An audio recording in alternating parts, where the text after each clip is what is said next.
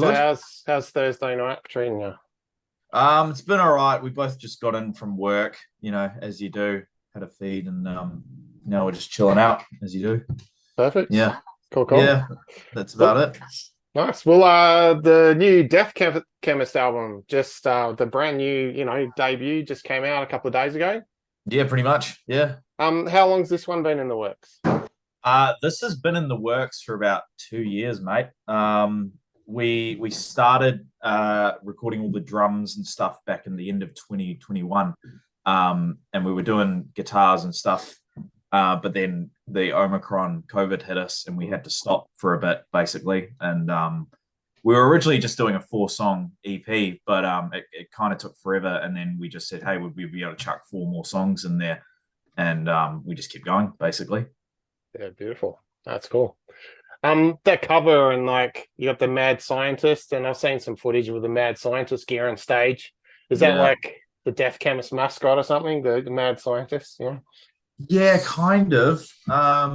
It's basically like when we formed the band, we didn't have a name or anything. We were just kind of jamming, and then I think it was our drummer thought up the name Death Chemist, and then our singers kind of like got an acting background, Yeah. and kind of took that Death Chemist name and decided, I'm going to make that a character as part of the shows. And it just kind of went down really well at the Yeah. first show we did, so we kind of stuck with it. But it's quite fun because he gives a very high energy live performance, and Mhm. it seems to hit well with the crowd. Everyone's given us good reviews for it so far. Yeah, yeah, cool. I'm talking high energy, like tracks like all these punks, they sound like it doesn't sound like one person in a room, like you got kind of gang vocals going and stuff. How was recording? Like, did you get to do much of it together? Yeah. So everything was sort of recorded in the classic standard way. Obviously, you do like the drums and the guitars and the bass and all that stuff all separately. But we had a day here at my place where we just got a bunch of mates around, and we're just going to do some gang vocals, and we're just like, let's just pretend we're at a gig in the 70s in the UK or something, and we're going to Mm. start a fight in the middle of the pit. And just kind of spiraled from there, really. Everyone had a couple of beers, and we thought, let's just get into it and see what happens. That's cool, man. Yeah, nice. Come out well, man. So, do you guys do you record and mix all this yourselves, or did you hand it on to someone else to master? Like, what was the process? Yeah, we had a friend of ours do the production on it and record all the basic stuff, and then we had after we had all that out of the way, after however long it took, 2 years or so, then we just sent it off to good old Primal for mastering. And with your first album, and in a new band, there's like learning. These are things that you learn and steps that you take, and then eventually, I feel like everyone wants to get to that point where they can record it themselves. So, so we had some help with this one, but future looking ahead, we're hoping to, really be self-made in that aspect. Yeah, Yeah. we're currently working on like a little 4-song EP next, and we're kind of just doing it ourselves to save some money this time because obviously, an album does cost a little bit to make, and we put in the money because we wanted the best quality of what we could do, and we did pretty well. Like we're really stoked with how it came out, considering like all the craziness that kind of hit us along the way and the budget restraints, obviously. But we're doing a little EP, and we're just giving it a go, recording it at home just to see, kind of learn how to do it, and then just see what happens from there. Really. Yeah. No, that's Yeah. cool. Nice one, man. So you guys got the album release show coming up, and on the ticket page it says, if you've seen Death Chemist before, you know what you're getting into. Bring your safety glasses and get stuck in. Are we talking some kind of like gore liquids in the front row or something? Like what are We people going to see? Yeah. We haven't done that yet. Okay. Basically, when we did our first show, I did because me and Dallas here, we run the page together, so we kind of do posts, and I think I did a post sharing it, and I was like, chemists wear safety glasses. This will be funny. I'll just say, bring your safety glasses, and then a couple of people actually showed up with them, and we are like, oh, this is hilarious. We should try and make it a thing. So we've had a few gigs where people have shown up wearing them, Okay. but we have a, like, not a sponsor. We work with a company here in New Zealand called Eat Crawlers. And they basically make edible bugs to eat, like crickets and Okay. scorpions. It's like we have a song called Scorpion, when that one comes on, we normally get out the bugs and we throw them out to the crowd. They're normally like individually packaged, like in baggies. But we'll throw them out and eat some as well, and we give them a bit of promo, and they'll give us some stuff to throw out at shows. But we're kind of exploring still like what kind of fun stuff we can do on stage. Because for me, my sort of influences, I'm really into like Alice Cooper and King Diamond and all the kind of theatrics of that era, and I like sort of bringing that to the stage as well, and just having stuff to play with and involving your audience with that kind of thing. Oh, that's cool. We're talking theatrics. I saw you guys played a action-packed wrestling gig. That's pretty cool. How did that come about? That was an interesting one. That was good. I actually went to one of those a couple months ago and watched another band play there and watched the wrestling, and that was all fine and stuff. And then we decided to kind of kick it up a notch, and we didn't even have to ask them. They were just like, "Oh, you guys can play in the ring if you want to," and we're like, "Don't need to tell us twice, man. We're in there, you know." Yeah. And I feel like our singer even looked like a wrestler himself. He had his like arm taped up and like his pants tucked into his shoes or whatever. And yeah, and just shirts off. You know, we're in the ring. You know, and we're just so that was really cool. I don't think I've come across a lot of people who can say that they've played a gig inside of a wrestling ring. So yeah, that was pretty cool, and want to do it again. So hopefully. Yeah, it's an interesting one that sort of popped up, but we'll rise to any challenge. We've played in some weird places, so we thought let's add another one to the list. It was great fun. We loved it. It was so much fun. We'd do it again in a heartbeat, 100%. Yeah, cool. What other weird places have you played? Well, we've done a couple of house parties and stuff like that. As you do. I think our second ever gig was at a house party. I can't remember. Real crammed spaces.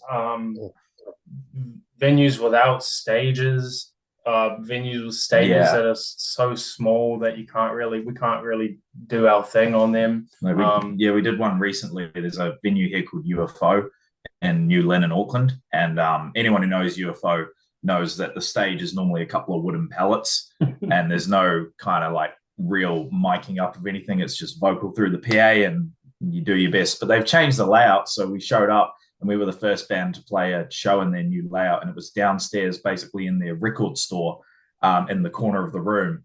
And, you come to a show and quite often a lot of people stand back as the first couple of bands are playing. And so we said, we're just going to move forward.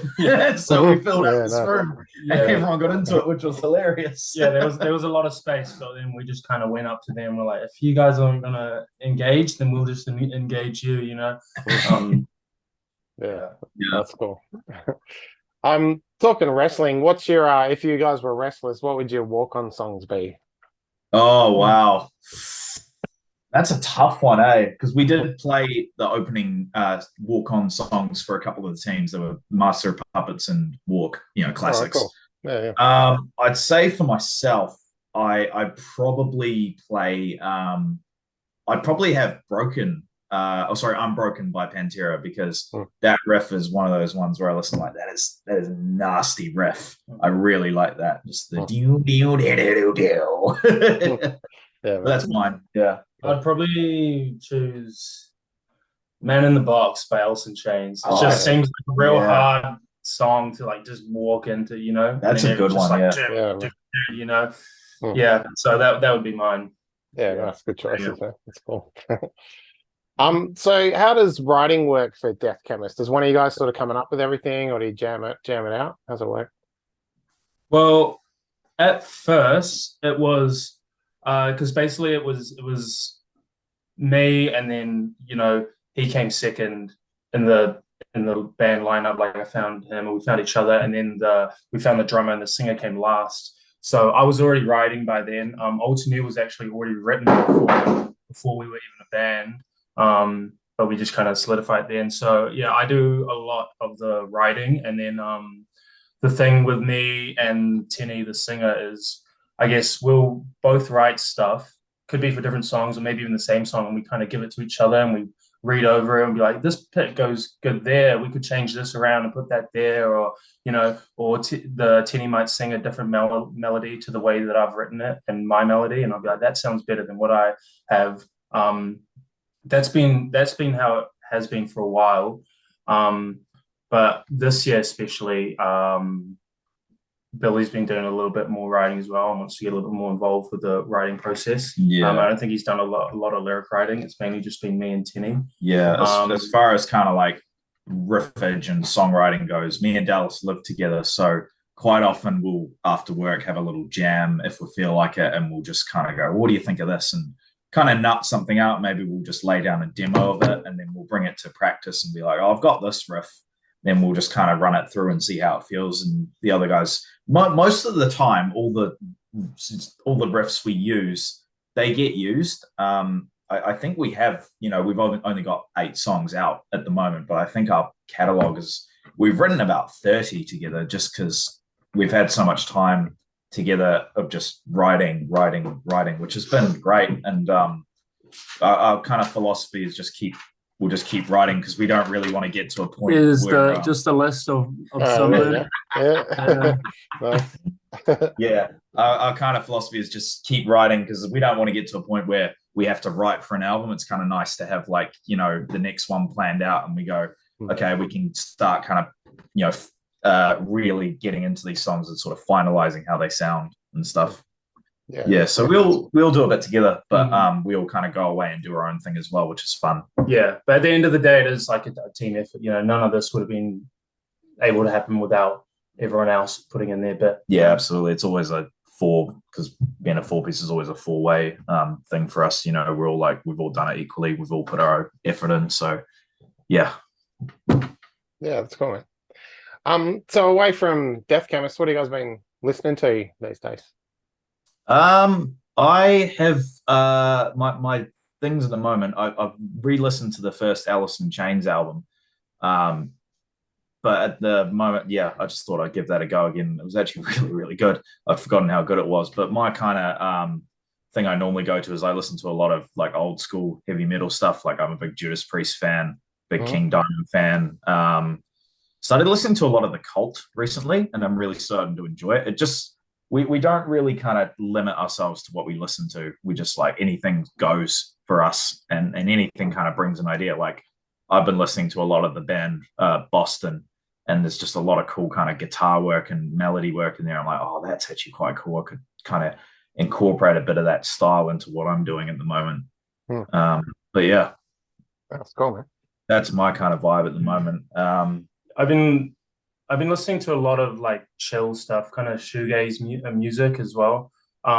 Recently, especially, I always find myself going back to my favorites, which are all the kind of grungy bands like Alice in Chains, and I always find myself going back to the Red Hot Chili Peppers. That's my favorite band. But yeah, I've been listening to stuff like Slow Dive and Interpol and all these. I'm going on Spotify and I'm looking for bands that have am I allowed to swear? Yeah, I'm looking for bands or artists that have fuck all subscribers, less than 500, so I can listen to them. And I found a couple out there, but basically a lot of chill stuff, very mellow. But yeah, I always find myself going back to the to my favorites. I actually listened to Saint Anger yesterday. Oh wow! How'd that snare go for you? I'm enjoying it, but Yeah, I get what you mean, because I was listening. I was at work and we were Googling. I don't know how it came up, but we Googled a band. We have a person at work who we call Weasel, and we're like, I wonder if there's a band called the Weasels. So we Googled it, and there was this American local band that came up, and we're like, oh, we'll give them a follow. They're cool. But then I went on Spotify, and there was a band in 1978 called Weasel or the Weasels, and they have an album, and I think they've only got 20 listeners monthly or something. But I was like, this shit is awesome. It's so fucking cool. It's a mix of sort of heavy metal, punk, and a bit of it's kind of just a bit of me. It's just fun to find those kind of not as well-known albums. Yeah. They make it a lot more fun. The underrated artists. Yeah, underrated artists. You need a little bit of airplay, Yeah, definitely. Yeah, that's cool. Nice one.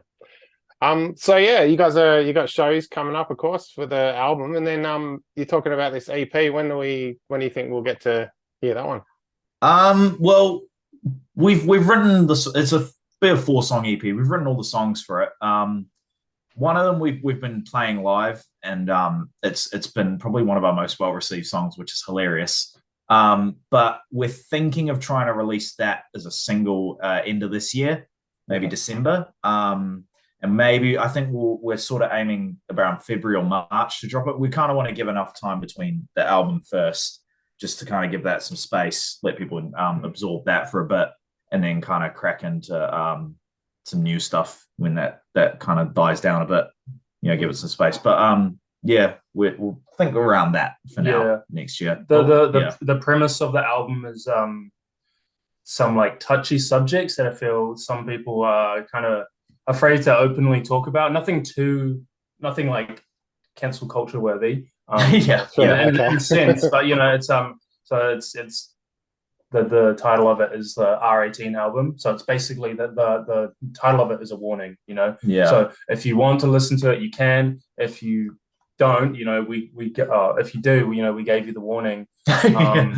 Okay. So that's the premise of it. But so for very, I mean, I wouldn't describe them as bad. We're just kind of talking about some subjects, but we're not sort of like putting them in a bad light. Yeah. I guess, for example, I'll talk about the single. We have a song called Afterpay, which is basically the main sort of riff and lick of the chorus is prostitutes don't have Afterpay.